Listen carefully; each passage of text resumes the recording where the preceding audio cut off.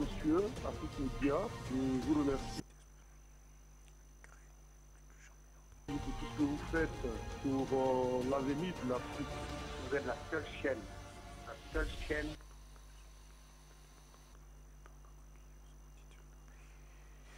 Allez, merci Monsieur de nous retrouver au cœur de cette édition Appel sur le continent. Eh bien, l'opération militaire spéciale de la Russie en Ukraine est plus que jamais en train de réconfigurer la carte géopolitique mondiale. Le 5 octobre dernier, l'OPEP et les 13 membres de l'Organisation des pays exportateurs de pétrole menée par l'Arabie saoudite et leurs 10 partenaires conduits par la Russie a donc décidé de revoir ses quotas de production afin de soutenir les prix du brut qui étaient en train de baisser. Une décision qui est perçue à la Maison-Blanche comme une véritable trahison de la part de l'allié d'hier, l'Arabie saoudite, au regard de nombreuses concessions faites justement par le président américain Joe Biden, qui accuse donc la monarchie du Golfe de se ranger du côté de Moscou. Dimanche 16 octobre dernier, le ministre saoudien de la Défense Khaled Ben Salman a déclaré, je cite, « Nous sommes stupéfaits par les accusations selon lesquelles le royaume se tient aux côtés de la Russie dans sa guerre contre l'Ukraine. » Un point de vue qui ne semble pas calmer la colère de l'aigle américain, qui a d'ailleurs annoncé dans la foulée de réévaluer ses relations avec Riyad. Pourquoi l'alliance entre Riyad justement et Moscou fait-elle peur, sinon trembler les Américains? Tentative de réponse dans cette émission avec nos invités installés en multiplex qui vont bien entendu nous apporter des éléments de réponse. Bienvenue à toutes et à tous à cette édition Appel sur le continent. Bonsoir monsieur, Afrique Média, je vous remercie pour tout ce que vous faites pour l'avenir de l'Afrique. Vous êtes la seule chaîne. Merci à vous de nous retrouver au cœur donc de cette autre édition de la Palabre intellectuelle sur Afrique Média Télévision. Nous sommes le 20 octobre 2022. C'est donc un 20 octobre 2011 que la France de M.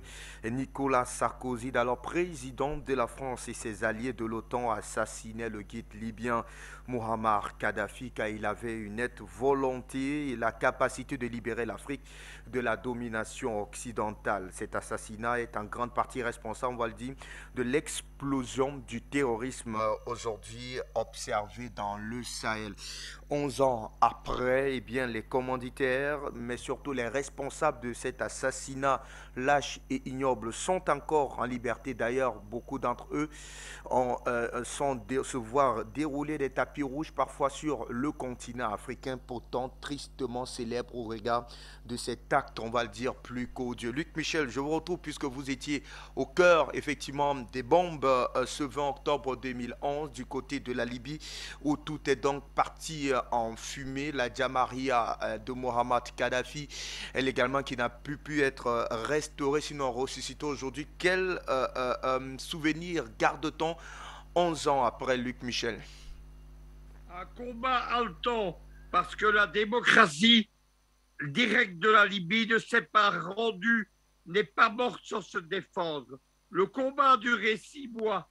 Il y a eu des grands moments, par exemple, la conférence internationale End of Libya que nous avions organisée en avril à Tripoli. Nous avons été accueillis, c'était le 14 avril, par les premières bombes de l'OTAN. Tripoli était ciblée par des bombes de 700 kilos. Quand ça tombait à côté de vos hôtels, ça creusait des piscines et ça rasait des quartiers entiers. Muammar Kadhafi s'est défendu et pendant les premiers mois d'ailleurs, il était victorieux sur les rebelles du CNT. Mais évidemment, lorsqu'on se bat, pas contre la France de Sarkozy, Sarkozy a été le porteur de valise. Les coupables, c'est Obama, c'est Hillary Clinton, c'est le Britannique Cameron, ce sont les gens de l'OTAN et ce sont les porteurs de valises comme Sarkozy. Ce combat, il a été haletant. Il s'est conclu par, tout d'abord, il y a eu la prise de contrôle de Tripoli par les forces spéciales saoudiennes, qataries, britanniques, françaises et les djihadistes d'Al-Qaïda en Libye. Leur chef, Abdelhakim Belhadj, a été fait gouverneur militaire de Tripoli en août 2011 par les généraux de l'OTAN. Kadhafi s'est ensuite réfugié pour son dernier combat dans sa ville natale de Sirte, qui était la deuxième capitale de la Libye. La ville a été entièrement détruite par les milices djihadistes et les gens de l'OTAN. C'est en tentant de quitter Sirte que le convoi de Kadhafi a été identifié par un avion radar Hawks américain. Il a été frappé par des avions Rafale français et ensuite les djihadistes d'Al-Qaïda en Libye sont venus attaquer le convoi et ont mené l'assaut final. Kadhafi a été lynché en public et quand il a été terminé, Hillary Clinton, elle a appelé personnellement Bachar el-Assad et elle lui a dit « Bachar, cela va être ton tour ». C'est pour ça qu'on a filmé en Mojo-Vision le lynchage de Kadhafi. Bien entendu, la responsabilité, c'est celle d'Obama et d'Hillary Clinton. Candidate à l'élection américaine de 2007, elle était sur un plateau de télévision. Elle a hurlé de rire. Elle a dit « Nous sommes venus, nous l'avons eu, nous l'avons tué. » Et elle a hurlé de rire. Voilà quels que sont ces gens. Le but du printemps arabe lancé en Libye, ce n'était pas le pétrole. On produit aujourd'hui moins de pétrole qu'on en produisait sous Kadhafi. Le but, c'était de créer une zone d'instabilité géopolitique et de viser la cible principale du printemps arabe, qui était l'Algérie. Mais l'Algérie, attaquée dès décembre 2010, ça n'a pas marché. Ça n'a pas marché parce que le peuple algérien, qui avait connu 10 années de guerre civile, il était vacciné contre les aventures. La déstabilisation de la Libye, elle a entraîné la déstabilisation de toute l'Afrique. Tout ce que nous vivons, les aventures militaires, le djihadisme, les guerres civiles, c'est du delà. Et l'opération a été continuée en 2011-2012, après la chute de Kadhafi. Les Américains ont implanté ce qu'ils appellent leur géostratégie du chaos. C'est-à-dire que la Libye, c'est devenu une grande zone grise livrée aux bandes rebelles. Mais ça ne s'est pas arrêté là. Ensuite, les Français et les Américains ont développé deux expériences, deux scénarios à la libyenne, au Mali et en Centrafrique. Au Mali, on a permis aux Touaregs de la Légion islamique de Kadhafi, ils travaillaient pour lui jusqu'à la chute de Sirte, mais ils étaient orphelins. On leur a permis de rentrer au Mali avec armée bagages, des brigades mécanisées, des blindés, bien entendu. Et le résultat, ils ont fait leur jonction avec les gens d'Aqmi et ils sont ensuite tentés de s'emparer de Bamako. Le second scénario en Libyenne, il a été développé en Centrafrique. En Centrafrique, les Français de François Hollande ont permis à une coalition islamique de s'emparer du pouvoir à Bandi. Elle s'appelait la Séléka. La Séléka en Songo, ça veut dire la base. La base, en arabe, ça se dit Al-Qaïda. Vous avez compris ce qui se passe. Il a fallu l'intervention de la Russie. Tout d'abord, en Centrafrique à partir de début 2018. Ensuite, en Libye, en 2019, 2020, 2021. Enfin, maintenant au Mali, pour mettre un terme à ce chaos. Luc Michel, pour ces autres précisions davantage autour donc, de ce fait d'actualité, on ne pouvait pas passer dessus 11 ans donc après. Eh bien, le souvenir de du guide libyen reste encore présent aujourd'hui dans les mémoires collectives, dans son engagement pour la liberté du continent africain était vrai, visible et palpable de tous. Merci à vous, Luc Michel. Linda Larbaoui, nous vous accueillons dans le cadre de cette édition d'Appel sur le continent. Bonsoir. Bonsoir, bonsoir à toute l'équipe d'Afrique Média, vos invités et nos téléspectateurs. Gamal, vous êtes également à nos côtés dans le cadre de cette édition. Bonsoir Gamal. Bonsoir à toutes et à tous et merci pour l'invitation. Dimi Deledo, vous nous retrouvez vous également. Bonsoir Dimi. Bonsoir à tous. Merci de m'avoir invité. Ouais, après, vous êtes analyste politique. Messieurs, on va prendre donc cet extrait avant de vous retrouver, Madame Lina Larbaya, afin de planter le décor autour de ce fait d'actualité. Pour la Maison-Blanche, pour l'Ukraine et pour votre réservoir d'essence. Fin septembre, et à la suite du G7, l'Union européenne a annoncé ce qu'elle croyait être l'une des armes les plus efficaces pour drainer les finances guerrières de Moscou tout en s'attaquant à sa propre crise énergétique, un plafonnement des prix du pétrole. Quelques semaines plus tard, et alors que le continent n'a toujours pas cessé de s'abreuver à la source russe pour étancher sa soif d'énergie, l'Occident est ruiné, voyant son plan sérieusement mis à mal. Emmenés par l'Arabie saoudite et complétés par la Russie, les pays de l'OPEP ont annoncé leur décision de réduire leur production de pétrole du mois de novembre de 2 millions de barils par jour, soit 2% de la production mondiale, face à une forte baisse du prix du pétrole brut. À quelques semaines des élections de mi-mandat inévitablement décisives, l'administration Biden est bien sûr furieuse. Dans la lutte contre l'inflation galopante, menée notamment par les prix de l'énergie, elle a longtemps fait pression sur ses alliés au sein de l'OPEP, à commencer par l'Arabie saoudite, pour qu'ils ne fassent pas réduire leur production de cette manière. Elle accuse Mohammed Ben Salman, prince héritier de la couronne saoudienne, désormais Premier ministre par intérim et admirateur apparent de Vladimir Poutine, de s'aligner sur la Russie. L'Union européenne peut partager sa colère. Avec cette hausse du prix du pétrole brut, la décision du cartel pétrolier exclut à nouveau l'Inde et la Chine de sa stratégie vis-à-vis de la Russie. Les deux pays, qui ces dernières semaines semblaient un peu éloignés des livraisons russes de pétrole à prix discount, risquent d'autant plus de retomber dans les bras de Moscou au vu de la forte hausse des prix mondiaux du pétrole brut. En Europe comme aux États-Unis, cette réduction de la production mondiale risque également d'annuler certaines des mesures coûteuses prises pour contenir les prix de l'énergie et l'inflation. Et de remplir les caisses du Kremlin, qui se réjouit sans doute de pouvoir financer plus facilement son opération en Ukraine dans les mois à venir. Allez, on est donc mieux édifié davantage autour de ces faits d'actualité. Madame Lina Larbaya, je vous retrouve rapidement donc pour tenter d'apprécier cette position de Riyad, alors que l'Union européenne, on l'a très bien suivi, avait voulu un véritable plafonnement autour du prix d'achat du pétrole russe, et on comptait davantage sur la capacité de Riyad de pouvoir produire davantage le pétrole afin d'assouvir, on va dire, la soif énergétique des États-Unis. Ce n'est pas le cas. On parle aujourd'hui d'une production journalière qui s'élève à près de 2 millions de barils de pétrole, ce qui serait largement insuffisant pour satisfaire la demande seulement américaine. Comment analyser la posture de Riyad aujourd'hui sur cette guerre, on va dire, énergétique? Une guerre qui remonte au président Nixon quand il avait donné l'ordre de liquider le roi Faisal, l'oncle de Ben Salman.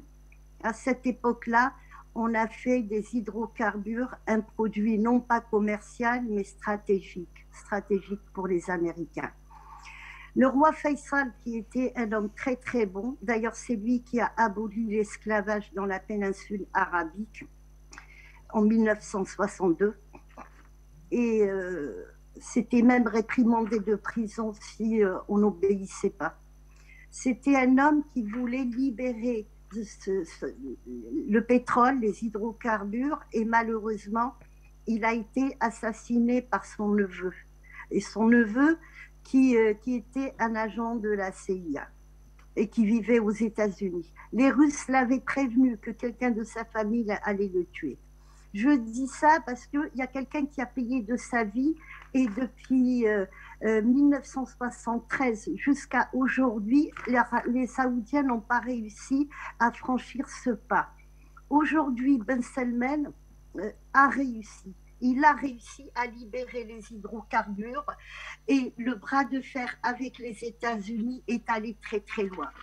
Ce que l'Occident ne dit pas, mais on peut chercher, on trouve bien sûr, c'est qu'avant qu'il y ait ce clash qui est très très important entre la famille Saoud, la famille Ben Salman et les États-Unis, Biden avait demandé aux 7 plus grandes raffineries aux États-Unis de ne pas exporter le carburant, il faut le laisser pour une consommation locale. Les Américains eux-mêmes, donc ceux qui détiennent ces raffineries, ont refusé. Ça a donné un point à Ben Salman pour avancer. Donc sa réponse était pourquoi les Américains ne veulent pas aider les Américains et pourquoi c'est nous, les Saoudiens ou les autres pays qui doivent aider les États-Unis. Qu'est-ce qui s'est passé? Il s'est passé que les Américains, depuis que cette opération spéciale est en Ukraine, ils ont augmenté 3 fois de suite les intérêts. Donc, quand on augmente les intérêts, qu'est-ce qui se passe? Il n'y a pas d'investissement. Surtout le dernier coup, c'était 0,75. C'est rien quand il s'agit d'$1. Mais quand il s'agit de milliards, c'est beaucoup. Donc, au lieu que les investisseurs investissent et créent de l'emploi et essayent de faire face à cette inflation, eh ben non, ils ont rapatrié les capitaux aux États-Unis. Donc le dollar a grimpé, mais il a grimpé énormément. Et les autres monnaies ont chuté, notamment la monnaie saoudienne. Donc déjà, les Saoudiens, ils prennent un coup. Deuxième coup, en augmentant ces intérêts, ils ont créé une récession, mais une récession mondiale. Il ne faut pas oublier que là, on sort du corona pour rentrer dans une guerre qui est très importante quand même. Donc cette récession, qu'est-ce que ça fait? Ça fait que il y a un manque au niveau de la demande. Donc s'il y a un manque au niveau de la demande, le prix du pétrole baisse. Alors Ben Salman a essayé de trouver un compromis avec les Américains en leur disant: moi, à moins de $76, je perds de l'argent. Ce n'est pas possible. Mais les Américains, ils veulent le forcer. Mais comme les compagnies américaines ne veulent pas aider le peuple américain, donc qu'est-ce qu'il a fait? Il a tout simplement cherché les intérêts de son pays.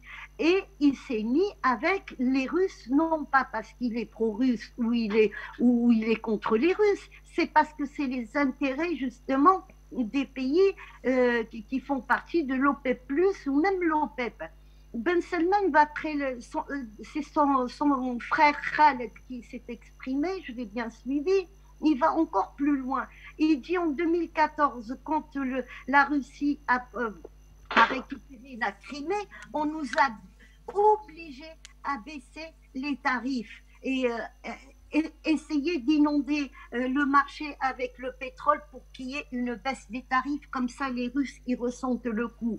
Et Khaled, le frère du futur roi, il dit clairement, ce n'est pas à nous de payer la guerre des Américains contre les Russes. Nous, on travaille, on veut gagner de l'argent. C'est un produit non pas stratégique, mais c'est un produit commercial. Et on n'est pas là pour perdre de l'argent et on n'est pas là non plus pour subir cette inflation et subir cette récession et subir aussi la dévaluation de notre monnaie. Donc, ils se mettent en bloc pour contrer cette politique américaine. Sachant aussi, et ça c'est Macron qui en avait parlé avec les Russes, et cette information, je la tiens de la presse russe, après Corona, les Américains avaient programmé ce qu'on appelle un plan Marshall numéro 2. Donc, ils allaient encore une fois racketter tout le monde. C'est devenu un pays de voyous et c'est du racket, mais c'est du vol à main armée. C'est-à-dire, si on ne nous donne pas de l'argent, on va vous bombarder, on va vous envahir. Et je vous ai envoyé tout à l'heure, justement, le cousin de Ben Salman qui a fait, il y a 4 jours, il a fait une déclaration, il a parlé en arabe, en français et en anglais, en s'adressant aux Américains, en leur disant: si vous essayez, vous tentez quoi que ce soit contre ce pays ou contre le peuple, je vais appeler à une fatwa. Donc ça fait déjà 2 fois qu'on entend fatwa pour protéger Médine et la Mecque. Il y a eu le mot fatwa de la part de Poutine disant à Ben Zayed: s'il y a quoi que ce soit, s'il y a un problème, on va demander aux Tchétchènes une petite fatwa, on peut vous envoyer 50 000 hommes. Et à côté de ça, il y a le cousin de Ben Salman aussi qui appelle à une fatwa pour protéger Médine et la Mecque. Et et la famille royale aussi. Et je vous assure que les réseaux sociaux ont explosé. Ça bouge. Le Pakistan a bougé. Même l'Afghanistan a bougé. Les pays arabes ont bougé. Pourquoi? Parce que là, les Américains, ils vont vraiment loin. Tout le monde a compris de quoi il s'agit. Ce n'est pas contrer les Américains au profit des Russes. Non, c'est un produit qu'on peut vendre, on peut garder les tarifs.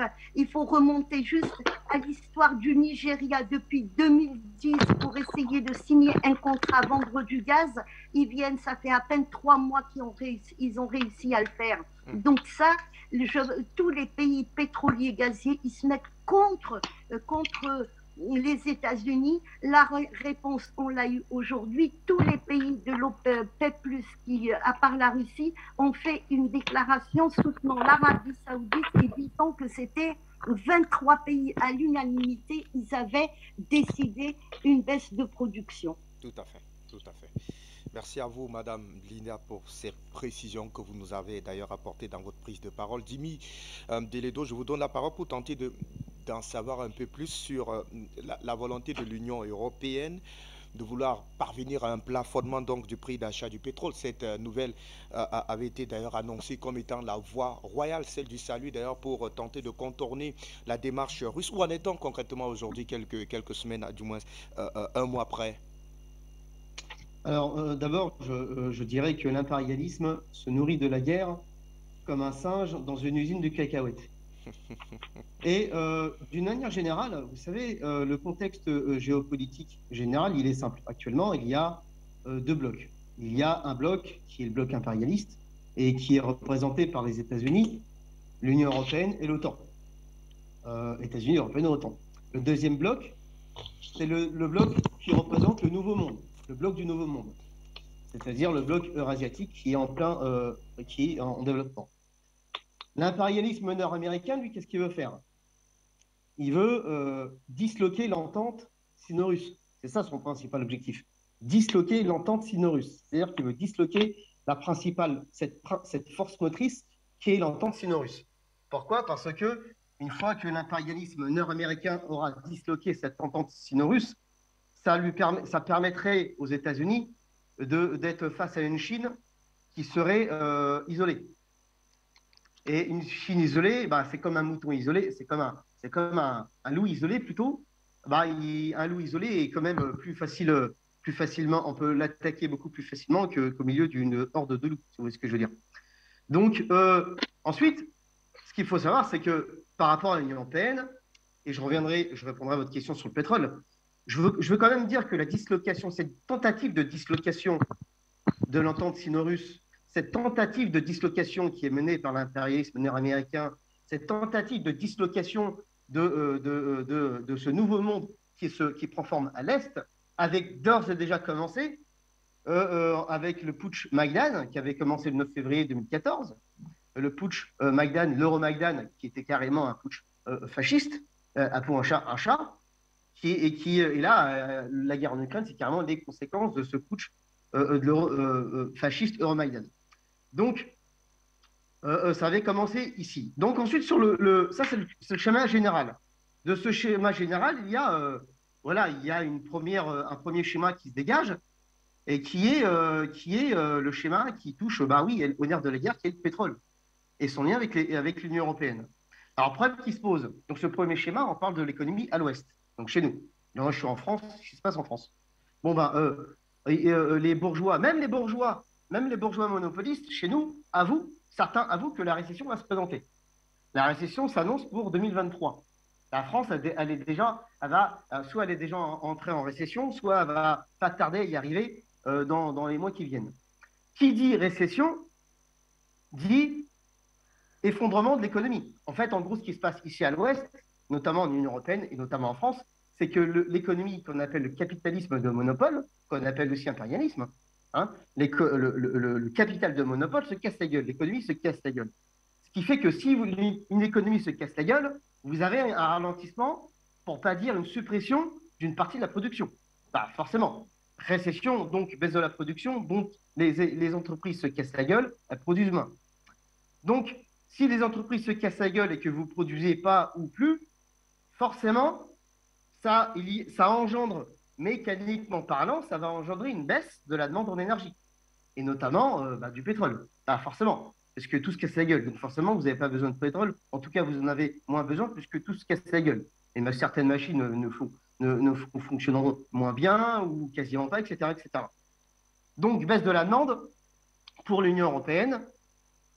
Mais l'Union européenne, vous le savez bien, et la France sont totalement subordonnés aux directives de Washington.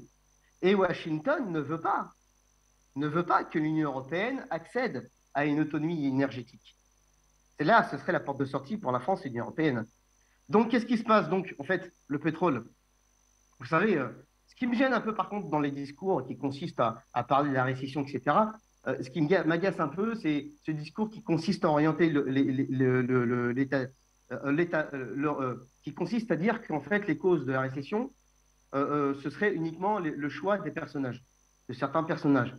Vous avez certains personnages qui représentent un mode de production. C'est pas les personnages qui posent problème, c'est le mode de production qui pose problème. C'est le mode de production général, le mode de production capitaliste qui pose problème et qui est en voie d'obsolescence. Donc le pétrole, si vous voulez, le pétrole en tant que nerf de la guerre est une marchandise comme une autre. Donc la France va entrer en récession, l'Union européenne va entrer en récession, et donc ils vont d'une manière générale, vous savez, une marchandise reste une marchandise, que ce soit un baril de pétrole ou un paquet de pâtes. Donc si la masse globale de marchandises est grande, forcément, une seule marchandise, le prix d'une seule marchandise est petite. Forcément, parce que vous avez beaucoup de marchandises, et donc forcément, si vous avez beaucoup de marchandises et que vous avez beaucoup de demandes, et que donc forcément vous vendez beaucoup de marchandises, le prix d'une marchandise, le prix est réduit. Si vous vendez beaucoup de barils de pétrole, un seul baril de pétrole ne sera pas cher, concrètement. Vous voyez? Donc, donc la position de l'Arabie Saoudite, elle est claire. L'Arabie Saoudite est un élément clé de l'OPEP. L'OPEP qui fait partie de ce deuxième schéma géopolitique, qui se greffe dans ce schéma général. L'OPEP, oui, effectivement, qui porte en son sein l'Arabie Saoudite comme principale force motrice. Et l'Arabie Saoudite a très bien compris que face à ce schéma général où vous avez une baisse de production, un ralentissement de la production, l'économie qui se casse la gueule, donc forcément moins besoin de pétrole, qu'est-ce qu'a fait l'Arabie Saoudite? Très justement parlant, comme tous les économistes, un bon économiste, c'est pas un économiste qui prend des décisions d'une manière spontanée. C'est d'abord quelqu'un qui a des perspectives lointaines. Et l'Arabie Saoudite a très bien compris qu'il va y avoir une baisse de par cette récession, de par cette économie qui se casse la gueule en Union européenne. L'Arabie Saoudite a très bien compris qu'il va y avoir une baisse de demande en pétrole. On n'est pas capable de subvenir à nos besoins énergétiques. On ne va certainement pas importer plus de pétrole. En tout cas, très difficilement. Donc l'Arabie Saoudite anticipe, donc elle baisse sa production, elle augmente les prix du baril, nécessairement, et les États-Unis débarquent en disant « Ah ouais, mais ça pose problème. » Mais le principal problème, c'est justement l'impérialisme nord-américain qui avait étendu ses métastases déjà dès le 22 juillet 1944 avec les accords de Bretton Woods qui confirmaient la domination mondiale du pétrodollar et ce monde unipolaire qu'on ne veut plus, totalement dominé par l'impérialisme nord-américain. Donc lui, il voit ça. L'impérialisme nord-américain, Washington, a très bien compris qu'en fait l'OPEP et l'Arabie Saoudite sympathisent avec l'Est, ils sympathisent avec l'organisation de la coopération de Shanghai, ils sympathisent avec le bloc de l'Est, avec le bloc du Nouveau Monde, et ils ont compris que le bloc de l'Ouest, le bloc impérialiste à l'Ouest, donc ici chez nous, est en train de se casser la gueule, qu'elle peut difficilement subvenir à ce besoin, de par ce schéma économique, social, etc., etc., le pétrole, la demande de pétrole, en tout cas en ce qui nous concerne, ça va être compliqué. Donc l'Arabie Saoudite, elle a adopté la bonne position, et je crois que l'OPEP, on verra s'il y a 13 membres dans l'OPEP, il y a 13 membres, dont l'Arabie Saoudite qui est principale force motrice, on verra si elle décide d'intégrer l'organisation de la coopération de Shanghai. Je pense que ça va être là vraiment l'élément clé. Et je terminerai juste par cet élément pour dire que n'oublions pas une chose, c'est que dans l'OPEP, il y a un pays qui est fondamental qui va donner le là à ce contexte géopolitique global, qui est l'Iran. Puisque l'Iran, membre de l'OPEP, est l'observateur, principal observateur de l'Organisation de la coopération de Shanghai. L'Iran fait le lien entre le bloc de l'Est, le bloc du Nouveau Monde et le reste du monde. Et dans le reste du monde, il y a l'impérialisme nord-américain, il y a la Washington, et l'Iran ne sont certainement pas les meilleurs amis de Washington.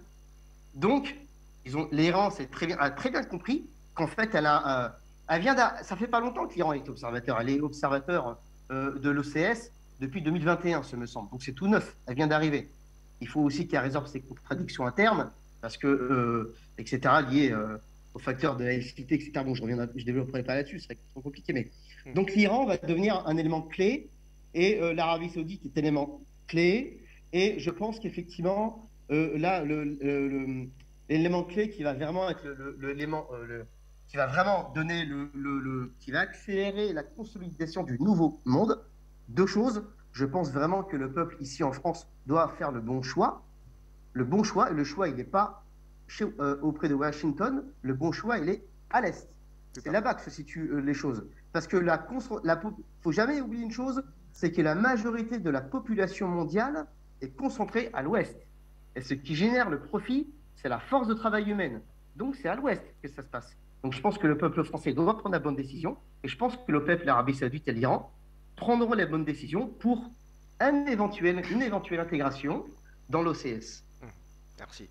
Merci à vous, Jimmy. Alors, Gamal, je vous retrouve rapidement puisqu'on a des éléments qui nous permettent aujourd'hui de mieux apprécier la position de Riyad donc autour de cette guerre énergétique. Et pour Madame Linda Lagbaoui tout à l'heure, au regard effectivement de la monnaie saoudienne qui a pris un coup, il était de bonne loi effectivement que l'on aille un tout petit peu chercher un regain économique, si je puisse m'exprimer de la sorte. Et ce qui me permet donc de vous poser la question, Gamal, celle de savoir si c'est purement pour des besoins économiques que Riyad s'engage véritablement à revoir les quotas de production, sachant que, comme l'a dit Jimmy Delédo tout à l'heure, on aura un peu plus de sous en baissant la production énergétique.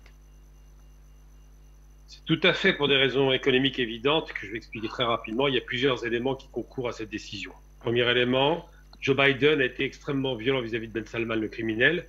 Il refusait de le rencontrer. Il disait qu'il fallait exclure l'Arabie des relations américaines, sachant qu'il y avait les accords, le pacte Quincy de 1945, qui avait noué une alliance considérable entre l'Arabie et les États-Unis. Ça a donné d'ailleurs la destruction de l'Irak en 1991 et tout un tas d'interventions américaines.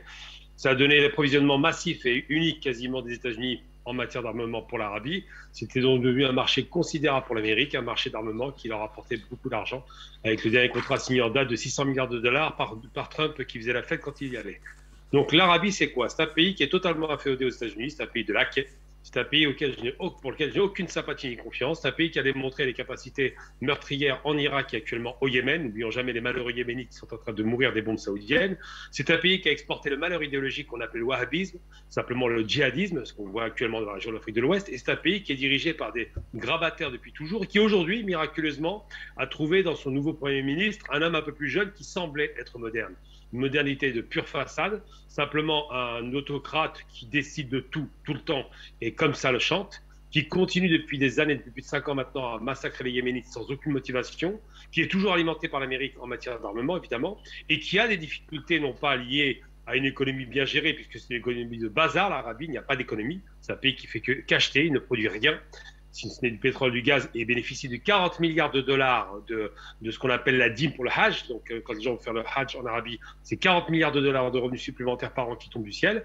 Donc, ce pays d'incapables, aujourd'hui, prend une décision qui est à la fois stratégique, parce qu'il a bien vu que le monde commence un petit peu à changer, et en même temps, qui n'est pas du tout idéologique, mais simplement pragmatique, parce qu'ils mènent une guerre au Yémen qui coûte très cher, et qu'ils ont des problèmes sociaux à l'intérieur du pays. Il faut payer la paix sociale, il faut donc de l'argent. Or, l'Arabie, si elle baissait sa production de pétrole, si elle augmentait, sa production de pétrole, elle se retrouve en difficulté parce que sur un plan comptable, le pays étant extrêmement en difficulté à cause de cette guerre et de cette gronde sociale, a besoin, pour calmer la gronde sociale, d'acheter les ventres des Arabes, d'Arabie, et de continuer à garantir la dictature saoudienne qui est au pouvoir. Donc, je n'ai aucune sympathie pour le personnage, je ne crois absolument aucunement en sa parole, preuve en est, c'est la preuve ultime. parallèlement à cette soi-disant non-réduction, non-augmentation de l'augmentation du pétrole, du prix du pétrole pour faire baisser, il n'a pas augmenté sa production, concerté avec d'autres pays. Je rappelle quand même qu'il y a 23 pays dans la balance, dont 13 de l'OPEP. Eh bien, M. Ben Salman donne, je le rappelle, il a annoncé aujourd'hui, donc ça va, les Arabes d'Arabie, on connaît la musique, tous ses dirigeants, il a annoncé qu'il donnait 400 millions de dollars à l'Ukraine. Donc je crois que l'alliance avec la Russie est très, très circonstancielle, mais vraiment à la limite de la recevabilité, que l'Arabie a toujours été un État félon et traître, et qu'on ne peut pas leur faire confiance. Aujourd'hui, ils défendent un seul intérêt, c'est leur propre peau. C'est-à-dire que s'ils ne garantissent pas des revenus importants pour le territoire, eh bien le plan de relance qu'ils ont mis en place et le fait d'acheter la paix sociale et le fait de continuer à maintenir la guerre contre le Yémen, tous ces éléments-là sont les éléments qui ont motivé le choix de l'Arabie de ne pas augmenter sa production de pétrole comme il avait fait en 86 avec le Koweït. Donc, ne croyons surtout pas au discours de Ben Salman. Ben Salman n'est pas un ami, ça ne sera jamais un ami. Ça reste un dictateur effroyable. Je rappelle tout de même sur l'affaire Khashoggi qu'il a ordonné à ce qu'on découpe en petits morceaux un homme qui avait à peine critiqué la famille royale à l'époque en Turquie, rappelons-le quand même. Je rappelle qu'il fait une guerre à des Yéménites dont des milliers d'enfants sont morts actuellement sous les bombes ou sont en train de mourir de faim. Je rappelle qu'il a fait la guerre, ou du moins que ses prédécesseurs. Alors j'accorde un seul mérite à l'Arabie, c'est un homme qui était de qualité, il était le seul d'ailleurs, et Linda a bien rappelé, c'est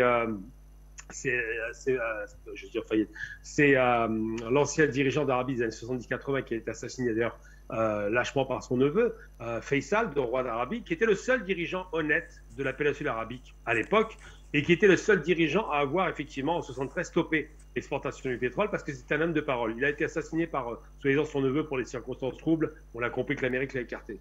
Mais l'Arabie d'aujourd'hui reste un pays de vendus, avec des dirigeants vendus qui n'ont absolument à cœur qu'un seul intérêt, c'est le maintien de la dictature qui est au pouvoir. Donc on ne doit pas se tromper entre les alliés. Il vaut mieux 1000 fois aller voir l'Iran de ce côté-ci, ou à la limite les Émirats Arabes Unis ou le Qatar, que l'Arabie, parce que c'est les pires que tout. Et d'ailleurs, j'en veux pour preuve, il y a encore peut-être 3-4 ans, le pays qui a failli finir exterminé par l'Arabie à nouveau, c'est le Qatar. Il s'apprêtait à attaquer le Qatar. Fort heureusement, les Turcs et les Iraniens s'y sont opposés, et tant mieux. Trump s'est calmé quand il a compris qu'il y avait des troupes américaines au Qatar. Mais l'Arabie n'est pas un partenaire sérieux ni crédible, c'est juste quelqu'un qui cherche à sauver sa peau. Donc il ne faut pas se tromper d'amis. Les Arabes d'Arabie subissent une dictature de la famille saoudienne, qui a appelé d'ailleurs ce pays de son nom, ce qui est quand même grave, et le wahhabisme a été exporté par ces gens-là. Donc n'oublions jamais que la réduction à l'état d'imbécile de certains musulmans vient de ce pays. Les Arabes d'Arabie ne sont pas nos amis, ils viennent de financer à hauteur de 400 millions de dollars l'État de Kiev, donc clairement, ils ne sont même pas alignés sur la position de Moscou, ils sont juste alignés sur leurs propres intérêts. Il ne faut pas se tromper d'alliés, il n'y a pas d'alliance possible avec ces gens-là. Merci. À vous, Gamal Abina, mais vous avez été un tout petit peu assez sévère dans votre prise de parole. Ça reste votre point de vue autour de la politique menée par bien, des gens de l'Arabie saoudite. Luc Michel, je vous retrouve. Et d'ailleurs, dans ses propos de Gamal Abina tout à l'heure, il est clairement mentionné qu'il souhaite, en tout cas, il ne faudrait pas voir dans cette position circonstancielle une véritable position stratégique de l'Arabie saoudite vis-à-vis de la Russie. Votre analyse, Luc? Écoutez, Fabrice, je voudrais commencer par rectifier 2 erreurs qui ont été dites sur ce plateau. La première, c'est le reportage introductif. Vous racontez que la Chine et l'Inde tenteraient de prendre leur distance dans le domaine du pétrole avec la Russie. C'est de la propagande de l'OTAN. Il y a en ce moment le congrès du Parti communiste chinois. C'est la ligne anti-occidentale, anti-américaine et d'alliance avec la Russie qui est tout à fait célébrée. La deuxième chose inexacte qui a été dite, elle est importante. L'Iran n'est pas membre observateur de l'OCS. Depuis le mois de septembre, l'Iran a adhéré à l'Organisation de coopération de Shanghai. Elle est membre à part entière. Et l'Organisation de coopération de Shanghai aujourd'hui, elle est dirigée par un axe Moscou, Téhéran, Pékin. En Iran, on ne fait plus de géopolitique qui est inspirée par des connotations religieuses. Moi, je travaille quotidiennement avec les médias d'État iraniens. Je les connais bien. Depuis 2015-2016, c'est de la géopolitique pure qui n'est plus dictée par des connotations ou des conditions religieuses. Maintenant, il faut comprendre ce qu'est la guerre des hydrocarbures c'est-à-dire la guerre du pétrole et la guerre du gaz qui lui est liée. C'est une erreur de croire que cette guerre démarre en février 2022 avec la guerre en Ukraine. Tout commence, le premier acte, il est en septembre 2015. À ce moment-là, les États-Unis d'Obama, ils s'emparent du contrôle du marché des hydrocarbures. Avec la production des hydrocarbures de schiste, pétrole et gaz, les Américains deviennent autarciques et ils redeviennent exportateurs. Ils ne dépendent plus non plus des Saoudiens. Ça explique d'ailleurs ce qui se passe maintenant. Et ils sont en termes de pétrole ce qu'on appelle le swinging state, l'État qui fait danser les autres et qui fixe le prix du mètre cube de gaz et le prix du pétrole. Ceux-ci sont fixés suivant deux lignes, bien entendu, du gaz à un prix élevé et du pétrole à un prix bon marché. Le deuxième acte, il se passe avec la Russie à partir de 2015. En mars 2014, il y a les premières sanctions occidentales sur le dossier de la Crimée contre la Russie. La Russie ne les attendait pas et ces sanctions font très mal. Dès lors, Moscou s'organise pour la seconde manche. Pendant 6 ans, ils vont travailler. Tout d'abord, il y a la constitution aux côtés de l'OPEP, c'est-à-dire les 13 pays de l'OPEP et les 10 pays aux producteurs de pétrole autour de la Russie.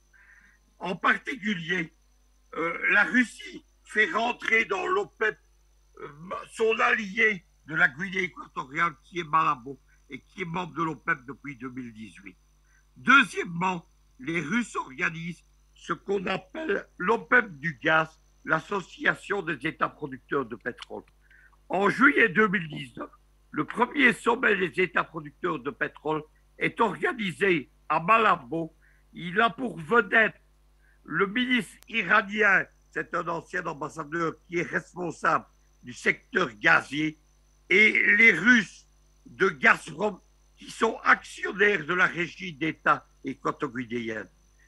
Pendant 2 ans, les États producteurs de gaz se structurent. Il y a en Afrique les Algériens, il y a Macky Sall qui s'est retourné géopolitiquement, qui travaille avec l'Iran et la Russie. Il y a le Nigeria qui louche vers cette alliance, mais il y a aussi les Iraniens, le Nicaragua et les Russes. Il y a le deuxième sommet des États producteurs de gaz. Il a lieu à Doha. C'était il y a quelques mois, en plein milieu de la crise ukrainienne. À la grande surprise des Américains, les Qataris et les Émiratis, qui jusque-là étaient les alliés des États-Unis dans ce qu'on appelle l'OTAN du Proche-Orient avec Israël, eh bien les Qataris et les Émiratis tournent le dos aux Américains et se rallient à l'OPEP du gaz. Les pays producteurs africains également suivent la Russie. Dernier mouvement, c'est la réunion la semaine passée de l'OPEP et de l'OPEP+. Les Américains demandent à l'OPEP d'augmenter la production de pétrole pour faire duer les prix. Et ce jour-là, Ben Salman donne ce qu'on appelle une gifle à Joe Biden. En alliance avec la Russie, avec les 22 autres membres de l'OPEP et de l'OPEP+, eh bien, il décide de diminuer de 200 000 puis de 500 000 barils par jour. C'est-à-dire que le pétrole va être rare et cher et qu'il n'y en aura pas pour tout le monde. C'est l'effondrement de la stratégie américaine et de la stratégie responsable de l'Union européenne. Voilà ce qui se passe. Je suis d'accord avec Gamal que ce qui motive les Saoudiens, les Qataris ou les Émiratis, ce n'est pas une alliance géopolitique avec la Russie, contrairement aux Iraniens, aux Équato-Guinéens, aux Indiens, aux Pakistanais ou aux Chinois. Ce qui les motive, c'est préserver leur économie. Si ces pays, donc les Saoudiens, les Qataris, les Émiratis, suivaient les Américains dans leur stratégie de faire diminuer le prix du baril du pétrole et d'augmenter le prix du mètre cube de gaz, ils conduiraient leurs économies à la ruine. Ce qui les motive, c'est uniquement l'intérêt économique, mais comme le disait le capitaine Richelieu, en géopolitique, évidemment, on n'a pas d'amis, on a des intérêts. C'est ce que Vladimir Poutine a compris. Pour résumer tout cela, La guerre des hydrocarbures, guerre du pétrole et guerre du gaz, c'est un piège stratégique dans lequel Vladimir Poutine a préparé son action depuis 2015 et dans lequel il a attiré sur le dossier ukrainien les Occidentaux qui sont en train de le payer cash.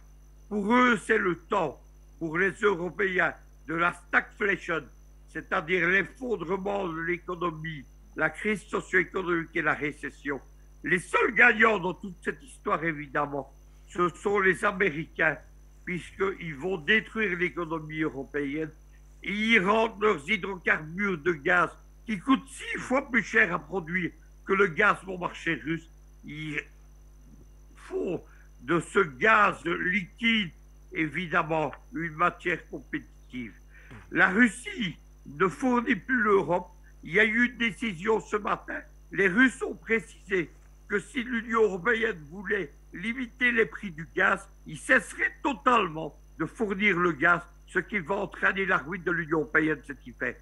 Déjà, la Russie, elle s'est réorientée. C'est un pivot stratégique vers l'Eurasie qui a été démontré dans le dernier sommet de Vladivostok économique, dans le sommet de Saint-Pétersbourg et dans le sommet de la SICA qui a été organisé, qui sont les producteurs d'Eurasie.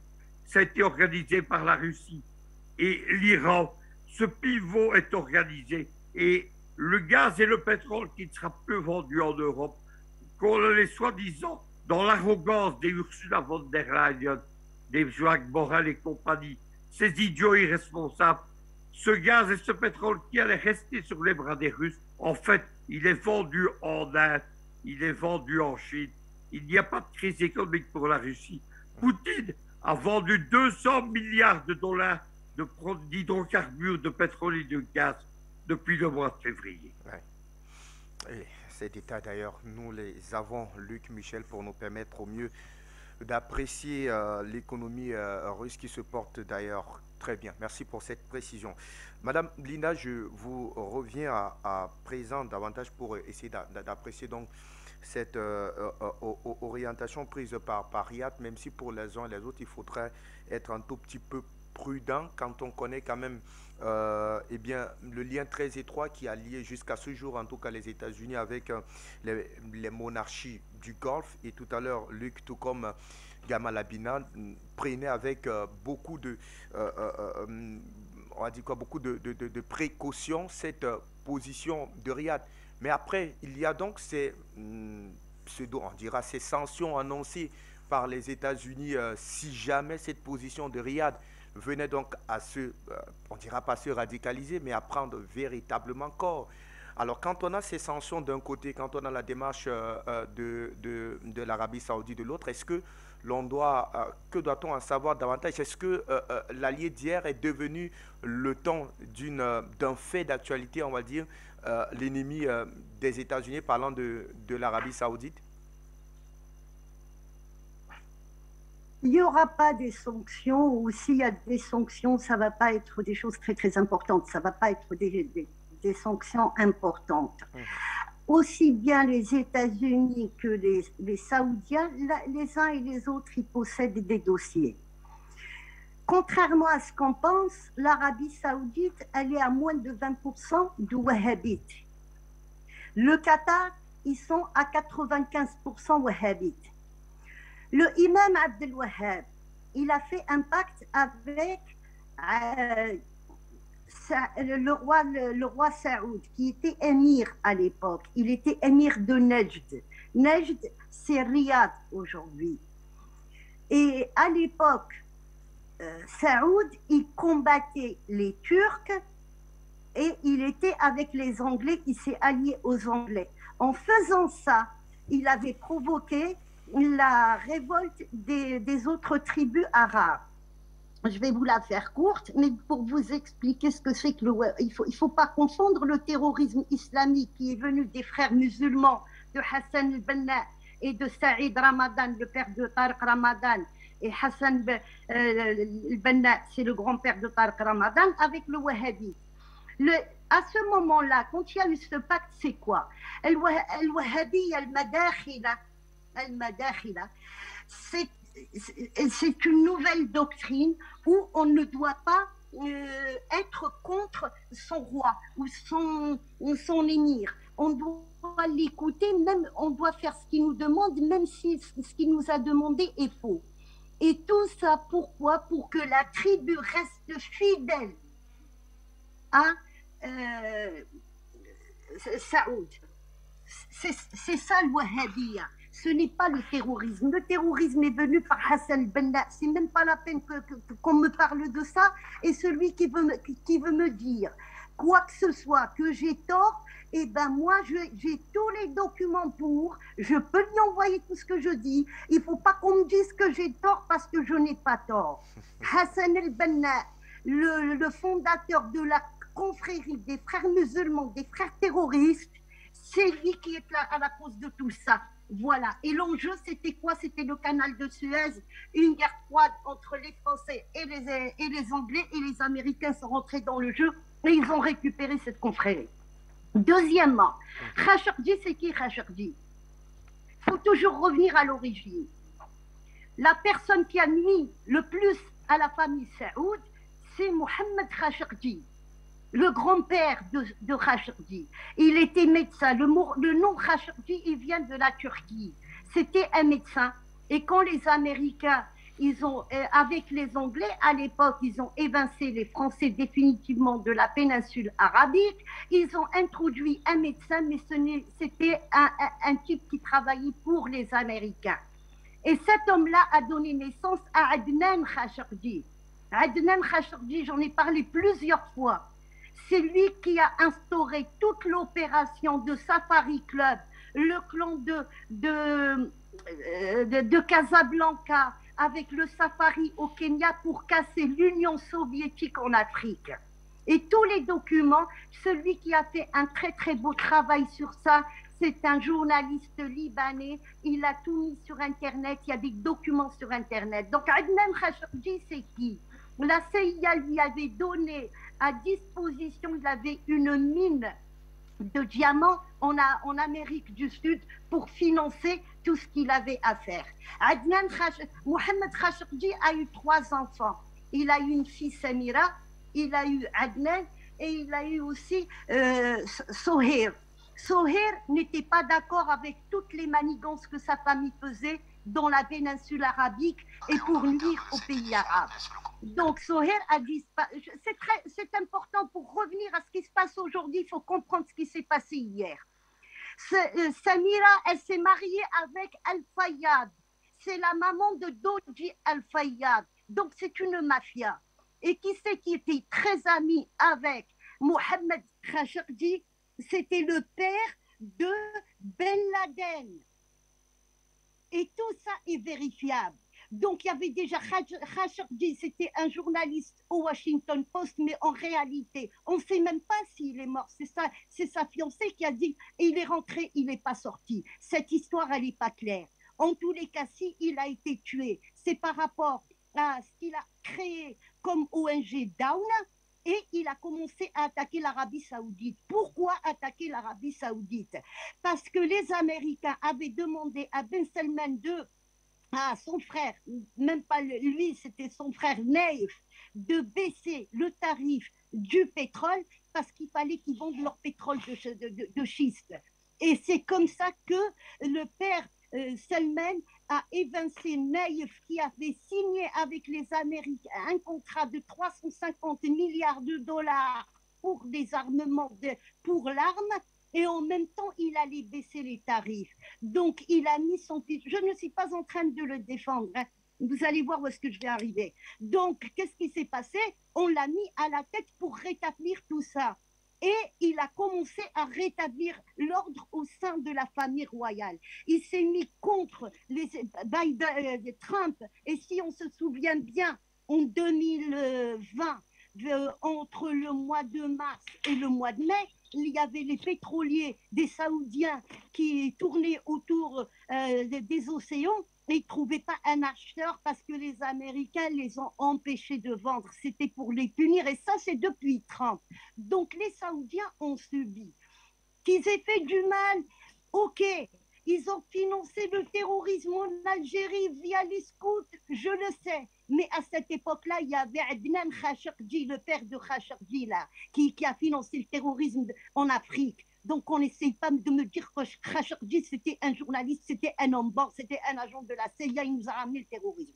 Déjà ça. Et tout ce que je dis est vérifiable. Celui qui veut un document, je lui envoie avec un grand plaisir. Après, Ben Salman, c'est quoi? Ben Salman, il défend les intérêts de son pays, comme l'Algérie. Aujourd'hui, on a voulu la menacer. Aujourd'hui, elle est en plein manœuvre militaire avec les Russes.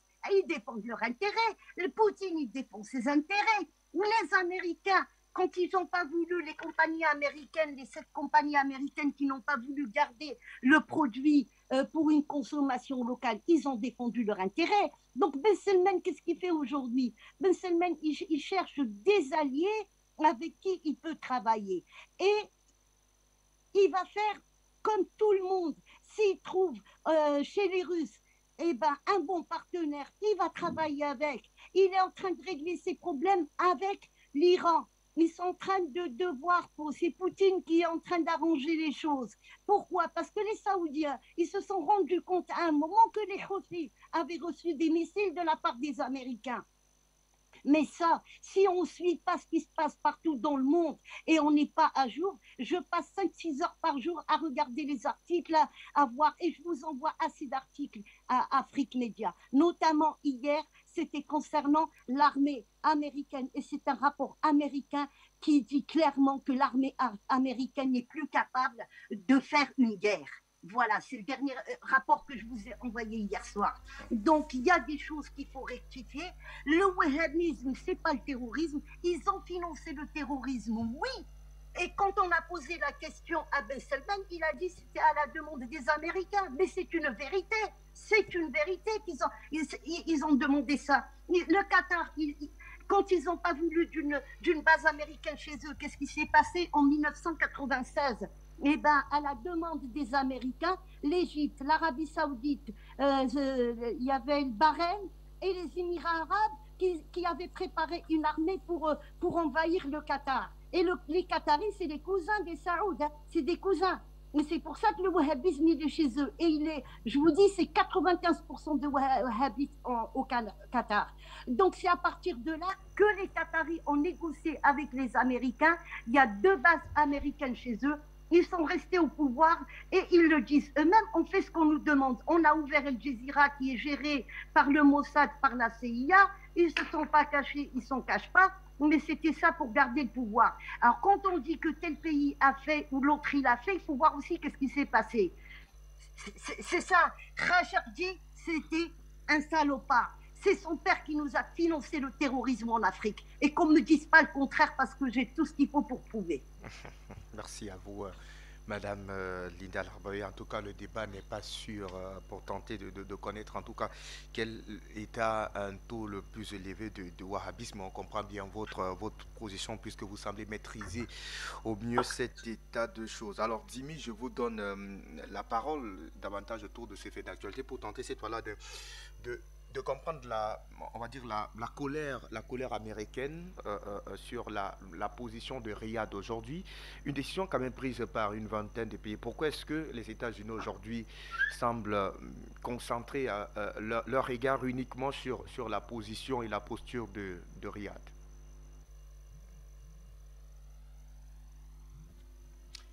Jimmy, la parole est à vous.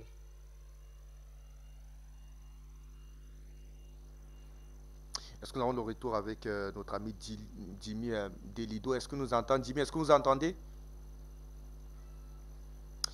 Allez. J'ai l'impression qu'on a des soucis de retour avec Jimmy Gama. La question va donc, je vais vous l'adresser. Pourquoi donc les États-Unis font cette fixation avec Riyad? Est-ce que on va dire de tous ces 23 pays qui ont d'ailleurs décidé de revoir en tout cas leur coût de production, l'Arabie Saoudite semble être l'État qui, du point de vue géopolitique, pourrait finalement fléchir face aux menaces brandies par les États-Unis? Bon, il faut se rappeler très rapidement que l'Arabie Saoudite est un des principaux producteurs de pétrole au monde.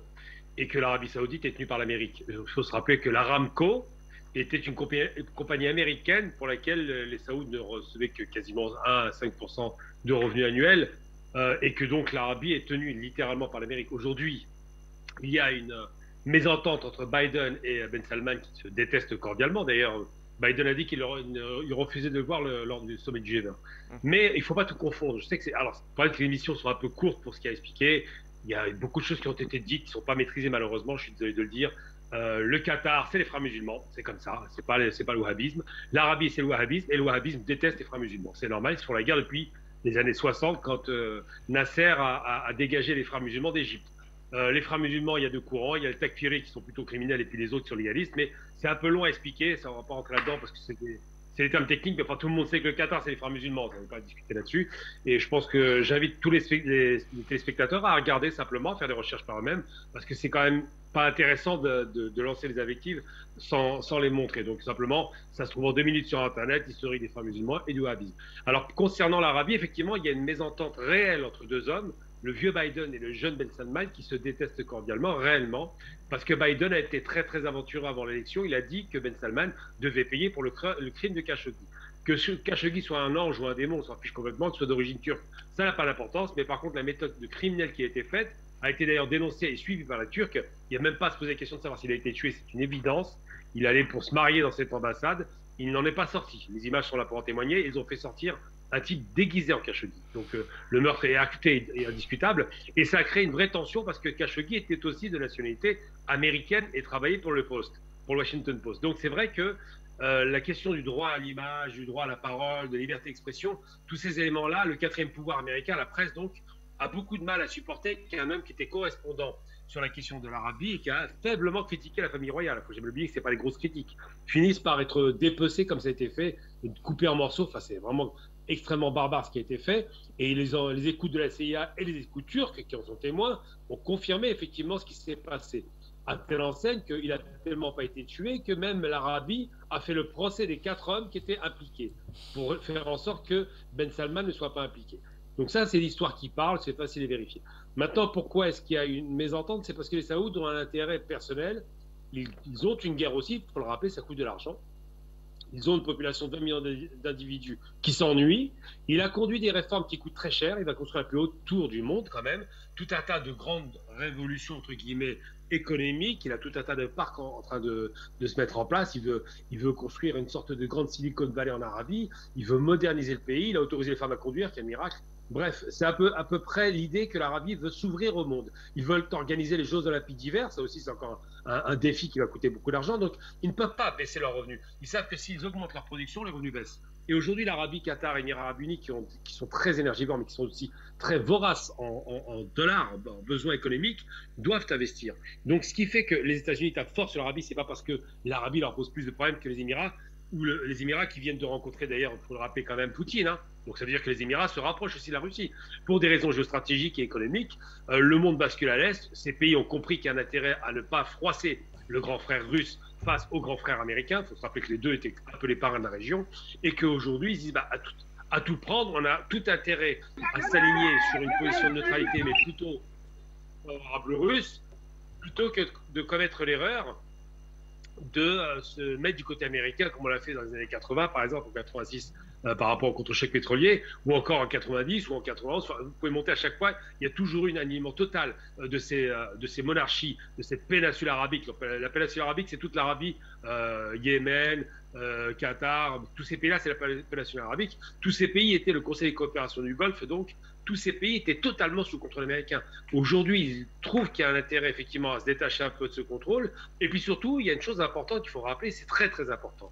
C'est que même si Biden est énervé parce que le pétrole profite évidemment aux Russes quand il y a un surenchérissement du prix du pétrole, on a un baril qui tourne autour de 90-92 $.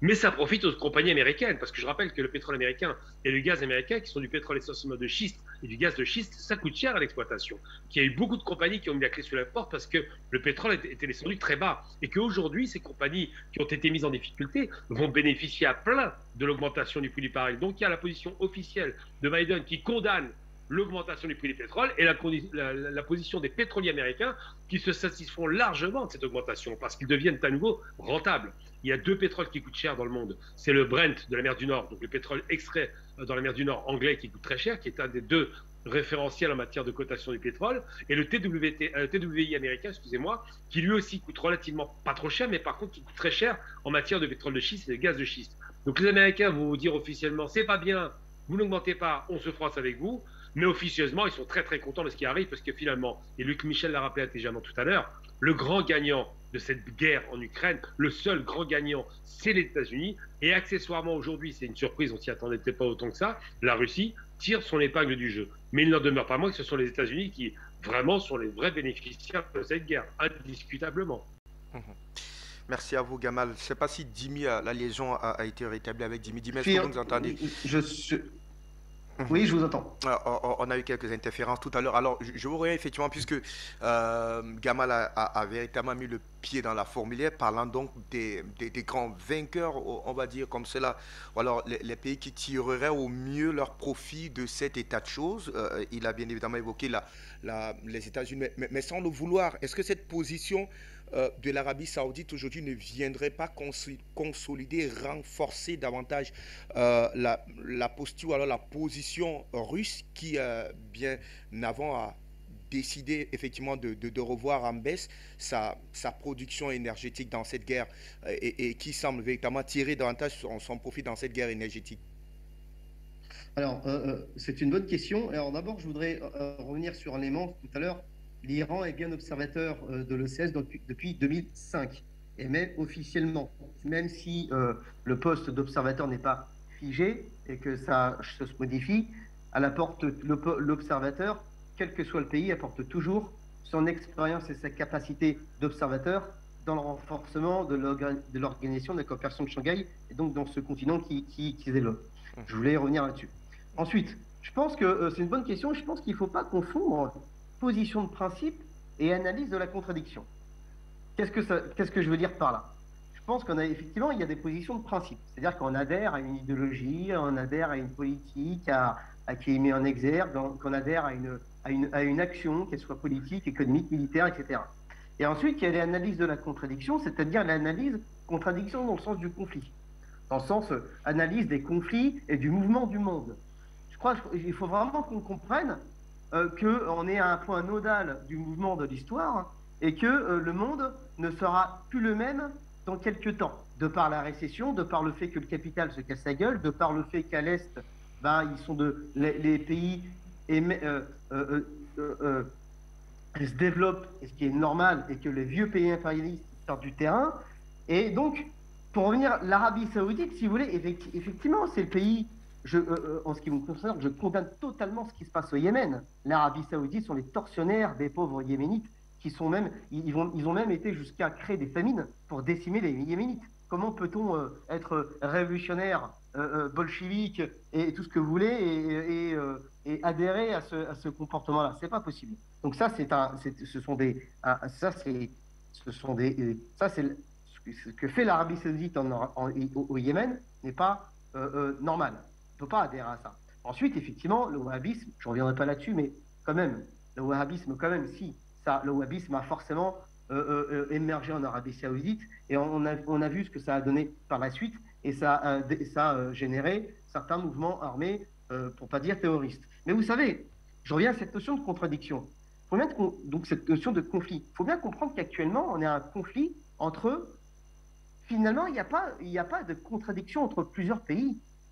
C'est ça qu'il faut comprendre dans le contexte mondial actuel. Il y a une contradiction, un conflit entre l'impérialisme nord-américain qui perd du terrain et qui perd sa domination mondiale, notamment sa domination sur le pétrole et à tous les niveaux.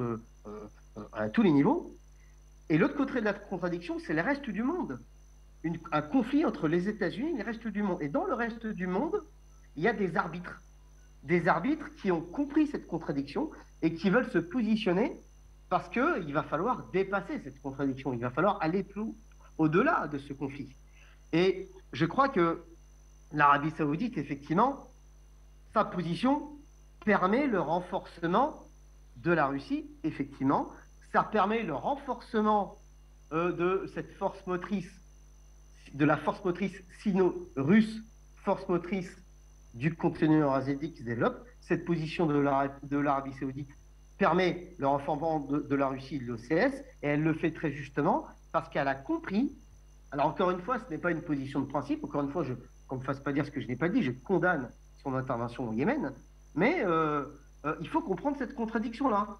Et quand on a compris cette contradiction-là, ben on a compris que l'Arabie saoudite se positionne, ben quoi qu'on en dise, c'est une puissance dans ce monde, parce que ben, qu'on le veuille ou non, c'est elle qui vend le pétrole, et c'est elle qui a le fric. Donc son positionnement sera important pour la suite du mouvement, pour la suite de la marche du monde. Et donc l'Arabie saoudite va renforcer l'OCS, renforce la Russie, et je crois que, alors il y a deux éléments importants. Le premier élément, c'est qu'il faut absolument un front, et je réaffirme la nécessité d'un front mondial des peuples opprimés, que ce soit le peuple en Occident ou le peuple en Afrique. On doit créer un front mondial, ça c'est le premier élément, parce que si l'Arabie saoudite et l'OPEP, par exemple, intégraient l'Est, et que dans le même temps, nous arrivons à créer une solidarité internationale de tous les peuples, occidentaux ou africains et ailleurs, eh ben on sera tous les gagnants, même si, effectivement, il faudra se positionner par rapport à ces massacres qui sont totalement condamnables au Yémen notamment. Et je crois qu'effectivement, le grand arbitre de ce match mondial, bah, ça restera le continent africain. Parce que le continent africain, c'est une réserve de force de travail, c'est aussi une zone de concentration de la population mondiale, donc concentration de la force de travail. On l'a répété, mais on l'a dit, mais c'est important de répéter que le surprofit, le profit est généré par la force de travail, qu'elle soit française, américaine, allemande, africaine. C'est la force de travail qui génère le profit. Ce n'est pas des gars qui... Ça, c'est faux, ça. Ce n'est pas des gars parce qu'ils ont, soi-disant qu'ils ont été dans les grandes écoles, ont créé du profit non, c'est faux, ça. Ils gèrent certains paramètres, certains rouages de fonctionnement de l'économie, mais c'est la force de travail exploitée qui génère le profit et qui génère la valeur. Et qu'elle soit force de travail africaine ou occidentale.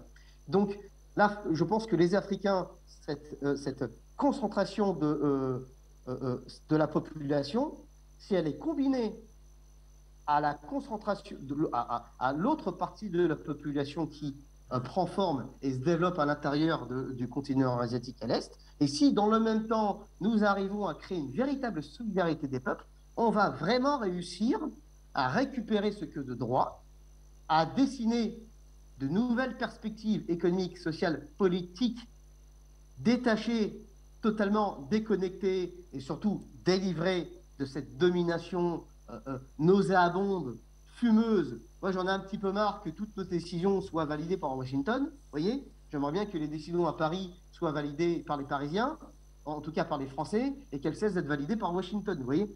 Et donc voilà, c'est cette perspective-là que nous devons atteindre. Donc voilà. Merci à vous, Dimi. Et la même question, je vous la renvoie donc, Luc. À qui profite cette position, même si beaucoup ne voudraient pas qu'elle soit considérée comme étant une position stratégique, mais une position assez, on va dire, nombriliste de Riyad aujourd'hui? Je vais tout d'abord mettre les choses au point sur l'Iran. Il ne faut pas persister dans les fausses informations. Moi, je fréquente quotidiennement les plateaux de Téhéran. Je suis correspondant des médias d'État. L'Iran est devenu membre observateur de l'OCS en 2005. Lors de l'avant-dernier sommet en 2021, la décision d'adhésion de l'Iran a été validée par les membres de l'OCS. En septembre 2022, lors du dernier sommet de l'OCS, l'Iran est devenu membre de plein exercice. J'ai fait à Téhéran au mois de septembre le plateau de télévision où on a célébré l'événement. Il ne faut donc pas venir raconter sur base de vieilles fiches Wikipédia dépassées. L'Iran n'est plus membre observateur, il est membre de plein pied depuis septembre 2022. Et j'ajoute une chose, c'est qu'il y a une alliance stratégique entre Moscou et Téhéran qui est en train de transformer l'OCS d'alliance économique en alliance militaire en anti-OTAN. Voilà pour terminer. Maintenant, qu'est-ce qui se passe avec l'Arabie saoudite? Depuis 1945, l'Arabie saoudite était le principal allié géopolitique des États-Unis. Israël est devenu le second allié qu'après la guerre des 6 jours. Mais évidemment, lorsque Riyad, quels que soient les motifs, moi je m'en tape, que ce soit des motifs économiques, etc., lorsque Riyad bascule du côté de la Russie, gifle Biden en faisant effondrer les cours le marché du pétrole et en renchérissant les prix, évidemment, c'est un retournement géopolitique de l'Arabie saoudite qui s'accompagne d'un retournement géopolitique des producteurs de gaz, c'est-à-dire les Qataris, les Émiratis, mais aussi des pays africains comme le Sénégal. Qu'est-ce que c'est le résultat de tout cela? C'est évidemment l'effondrement de l'économie mondialisée américaine, ce qu'on appelle le Macworld. Aujourd'hui, cette économie est en ruine de par les manigances même des Américains. Et évidemment, il y aura des sanctions contre les Saoudiens. Vous savez qu'aujourd'hui, 40% de la population mondiale est sous sanctions. Les Américains préparent des lois de sanctions en Afrique. Elles sont en train d'être discutées au Sénat contre 37 pays africains. Ils s'apprêtent à sanctionner de nouveau l'Iran. Ils s'apprêtent même à sanctionner la Chine. Mais ce que les Américains n'ont pas compris, c'est ce qu'est l'hubris. Qu'est-ce que c'est l'hubris? C'est ce que les Romains appelaient l'excès de puissance, l'ivresse de la puissance qui conduit à l'échec. On peut ruiner par les sanctions des petits pays comme la Libye, l'Afghanistan, l'Irak ou la Yougoslavie. Mais lorsqu'on s'attaque à un État-continent comme la Russie, à des géants économiques comme la Chine, comme l'Arabie saoudite, à des grands pays comme l'Iran, la politique des sanctions, évidemment, elle se retourne contre ceux qui les ont décidées. Les Occidentaux sont en train de saper eux-mêmes les fondements de leur ordre mondial économique. À vous, Luc Michel, pour toutes ces précisions. Merci infiniment à vous, Gamal Abinadimi de l'Edo, pour toutes ces précisions. Linda Labaoui, autour de ce fait d'actualité, le temps d'une transition, et nous prenons la direction de N'Djamena en attendant effectivement d'avoir plus de précisions autour de ce qui des échauffourées qui sont donc observés dans la capitale tchadienne. Nous prenons cette transition et on revient certainement avec des invités qui nous attendent depuis ce pays pour avoir le cœur net autour de ce fait d'actualité. Bonsoir monsieur, Afrique Média. Je vous remercie pour tout ce que vous faites pour l'avenir de l'Afrique. Vous êtes la seule chaîne